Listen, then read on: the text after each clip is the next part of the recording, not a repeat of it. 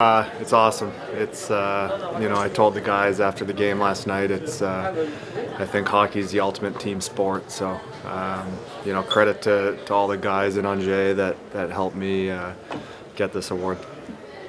The end of the season is very hot with Christophe Boivin.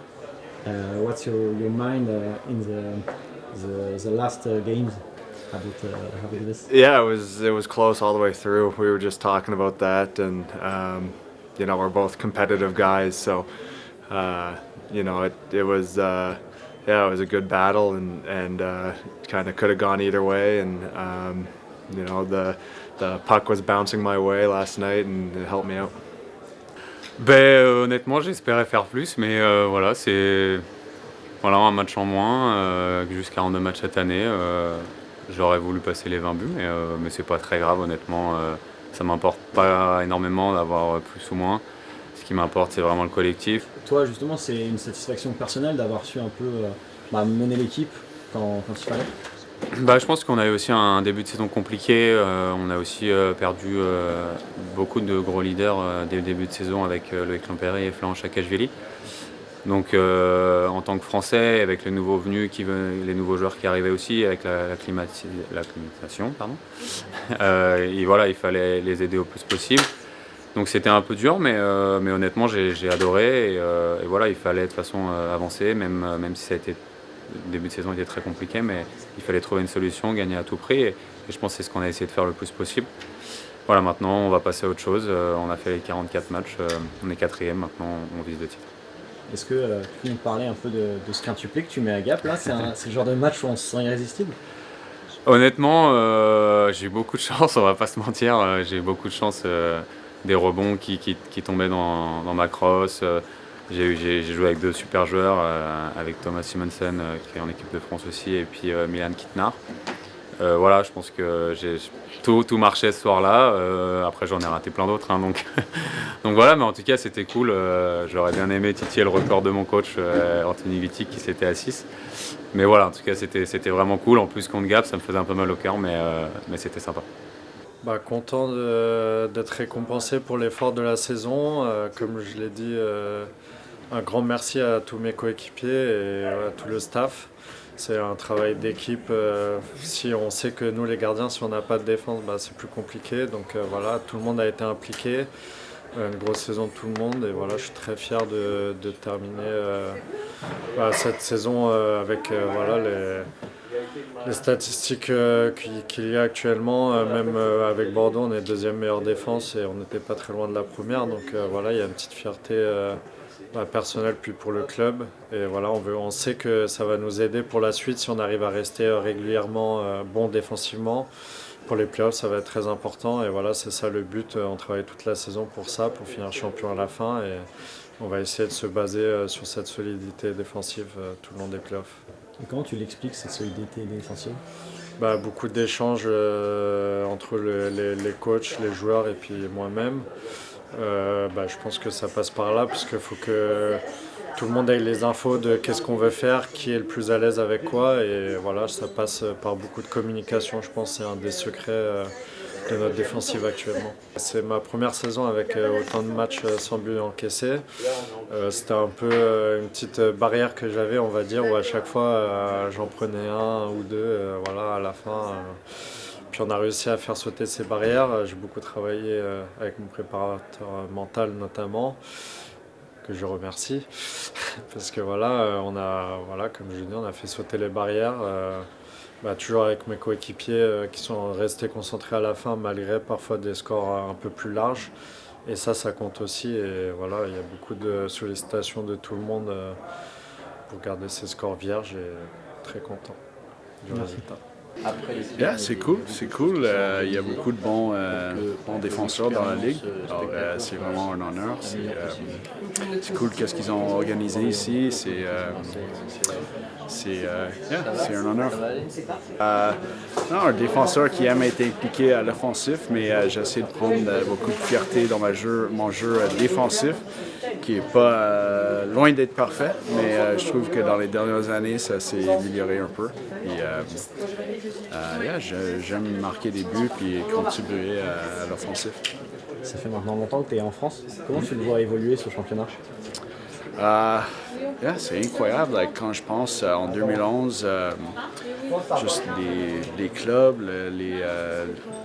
les clubs juniors, les joueurs français, on les voit partir dans les autres pays, même dans la NHL, tu as beaucoup de joueurs français qui reviennent jouer en France à la fin de leur carrière. Puis, les structures de formation sont beaucoup évoluées. Aussi les arbitres, les patinoires, les supporters. C'est vraiment incroyable de voir. Puis je suis fier de faire partie de cette histoire. C'est sûr, c'est un bel honneur individuel, ça fait plaisir de recevoir ce prix-là. Mais comme j'ai dit tout à l'heure, il y a un travail d'équipe derrière tout ça. J'aurais pas reçu ce prix-là sans l'aide de mes coéquipiers. Puis comme je l'ai dit de mes compagnons de trio, François Beauchemin et Alexandre Mallette, avec qui j'ai une belle chimie. Puis ça permet d'avoir beaucoup de succès offensivement. Puis ouais, c'est un bel honneur. Puis je suis très honoré. On a vu en fin de saison qu'il y avait un peu une course au point là, avec Brady Shaw. Est-ce que c'est quand tu es attaquant, c'est quelque chose que tu penses quand même sur les derniers matchs? Veux pas, c'est certain qu'on le savait. On savait tous qu'on était en course pour le top scorer, mais rendu là, on jouait nos matchs. J'ai pas changé ma façon de jouer. J'avais mes occasions de marquer. Je faisais encore des points, mais hier soir, il m'a pas laissé de chance. Il a fait 4 points, j'en ai fait juste un. Donc félicitations à lui. Puis ça a été une belle course jusqu'au dernier match. Beaucoup de plaisir, toujours une fierté. Voilà, je suis pas quelqu'un de très loquace pour parler de moi-même, mais c'est cool. À quoi tu aimes qu'elle ressemble ton équipe? C'est notre identité, notre valeur. Je vais faire plaisir à quelqu'un, mais c'est quelque chose qui ressemble à la Dallangeville en fait. Et c'est vraiment cette identité qu'on veut mettre en place avec des joueurs qui lâchent rien et qui travaillent tous dans le même sens. Globalement, j'imagine très fier de la saison de ton équipe. Ouais, pour l'instant, ça se passe plutôt bien. On a surmonté des épreuves que... Voilà, les épreuves qu'on a eues, les gars les ont parfaitement surmontées, donc ça c'est plutôt top. Et voilà, c'est un collectif qui travaille très fort, on est très soudés, un bon groupe avec des belles valeurs humaines. Et ça, c'est quelque chose qui me plaît beaucoup. Le sac de Coupe de France vous a donné des envies, j'imagine, pour la fin de saison. Comme j'ai dit tout à l'heure, on va commencer par s'entraîner lundi. Et voilà, ça fait un petit moment depuis la reprise, on n'a pas eu beaucoup d'entraînement ensemble. Donc là, on va pouvoir se rentraîner lundi, puis y aller par étapes. C'est beaucoup de sacrifices au long de la saison. Franchement, je suis honoré d'avoir reçu ce trophée. Ça récompense tout le travail qu'on fait toute l'année. Les sacrifices sur la route, beaucoup de temps de route, beaucoup de temps de trajet sur les routes. C'est récompense tout le travail dans l'ombre que personne ne voit. Et pour ça, je remercie toute ma famille qui m'a soutenu, la commission d'arbitrage pour m'avoir donné ce titre et les collègues arbitres pour avoir pu travailler avec eux toute l'année. J'aime être simple sur la glace, transmettre mes valeurs le plus simplement possible, sans prise de tête. Voilà.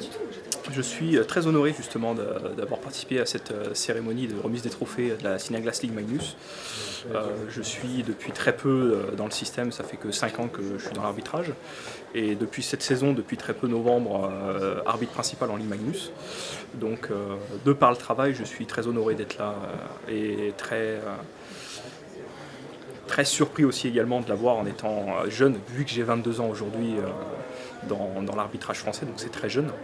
Et je suis très content d'avoir eu ce trophée aujourd'hui.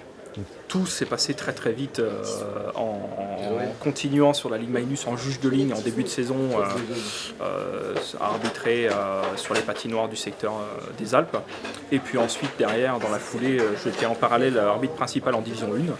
Et puis en fait la bascule s'est fait très rapidement sur un match à Briançon un soir. Et dans la foulée, ils m'ont tout de suite basculé aide à plein temps sur les matchs en Ligue Magnus. On sait qu'en 2030, il y a les Jeux Olympiques qui sont en France, donc il y a un objectif aussi peut-être derrière beaucoup plus élevé, de pouvoir peut-être potentiellement faire les Jeux Olympiques en France, ce serait un honneur. Il y aura du travail et ça laisse le temps de travailler d'arrache-pied. Ça veut dire que c'est sympa de le recevoir, inattendu, ça veut dire qu'on respecte les règles. Et on aime bien respecter les règles à Marseille. Il paraît que la réputation de Marseille n'est pas toujours celle-là, mais en vérité, on respecte bien les règles. Celle du jeu, bien sûr. Et puis, de manière générale, on aime respecter nos adversaires, bien les recevoir. Et je suis très content d'avoir reçu ce prix inattendu. Bien sûr, il est collectif et on essaye d'être fair play avec nos collaborateurs, avec les joueurs, comme je le disais tout à l'heure sur la scène, même si j'ai mal dit. et c'est vrai que ça fait partie de nos valeurs, dirons-nous. C'est très important pour nous. D'abord une satisfaction parce que quand tu accueilles les équipes et tu cherches à les accueillir dans les meilleures conditions et puis à produire le meilleur spectacle, donc d'avoir la meilleure glace nous aide à tout ça. Et puis deuxième satisfaction parce que depuis le début de saison, avec l'arrivée de Jonathan, on travaille beaucoup avec l'UCPA et le gestionnaire de notre patinoire pour améliorer tous les petits détails qui font que le spectacle il est sympa et que la performance technique des joueurs peut s'exprimer. Oui, ça veut dire que voilà, on est bien dans notre métier, dans notre mission, dans ce qu'on fait et on est professionnel. Donc c'est toujours satisfaisant quand l'ensemble des clubs de la Ligue le reconnaissent et le valorisent. Super. Échappée sensorielle, c'est une idée qui est née d'une rencontre avec des éducateurs spécialisés dans l'accompagnement de personnes handicapées, notamment sursensibles au son, aux lumières. À l'Arena Ice, il y a une pièce qui est d'ailleurs la seule pièce à l'étage hospitalité qui est fermée. Et donc ça permet déjà de se protéger du son. Et puis on a tamisé les lumières, recréé des espaces, un peu de cocooning pour que suite à une exposition d'une dizaine de minutes au match, et donc à toutes ces émotions, son intensité, eh bien, la personne qui est sursensible va pouvoir se ressourcer, retrouver de la sérénité avant de repartir vivre le match. Et ça, c'est ça l'espace, l'expérience sensorielle qu'on propose. Alors l'Esprit Pionnier, c'est un projet qu'on a mené pour autour du maillot des pionniers. Notre constat de départ a été de dire que le maillot pour un club, c'est son plus bel emblème. Et comment valoriser ça, comment aussi se différencier des autres et comment embarquer nos partenaires et nos fans sur un projet, sur une démarche nouvelle. L'objectif était de faire en sorte, déjà d'un point de vue partenaire, de les pérenniser dans la longueur, de pérenniser dans les années, puisqu'on voyait aussi que parfois, avec le contexte économique qui se tend, que ce n'était pas toujours évident de toujours valoriser de la visibilité, de l'exposition médiatique, etc. Donc du coup, on a voulu proposer complètement autre chose, changer de prisme, et puis après, on a eu quand même la volonté d'avoir un rappel de ce qu'est l'identité du club. On est un club ancien, à l'époque il n'y avait pas de sponsoring maillot, on est un club de montagne, on est très très lié à l'alpinisme dans nos montagnes qui est vraiment aussi une discipline et un sport historique et roi, et donc on a voulu représenter tout ça dans notre maillot, de cette montagne épurée, d'un maillot épuré. Donc ça a été la volonté d'épurer le maillot. Et après du coup il a fallu travailler un projet, travailler un dispositif qui permette d'embarquer nos partenaires sans juste les déplacer du maillot à une balustrade, à de l'écran géant, à du panneau LED ou quoi que ce soit. Donc on a créé un dispositif différent avec du média, avec du merchandising, avec de la visite patinoire, avec différentes activations dedans, événementielles notamment aussi. Et donc du coup ça a plutôt bien fonctionné, bien au-delà d'ailleurs la souscription de nos partenaires, qui était d'abord historiquement d'aller voir ceux qui étaient sur le maillot visuellement. Et ils ont franchi le cap assez facilement finalement, donc déjà un grand merci à eux de leur soutien. Et puis après, voilà, l'idée c'est que ça se propage auprès des fans, que de plus en plus nos fans portent ce maillot qui, on espère, leur ressemble et ressemble à ce qu'ils souhaitent auprès du public.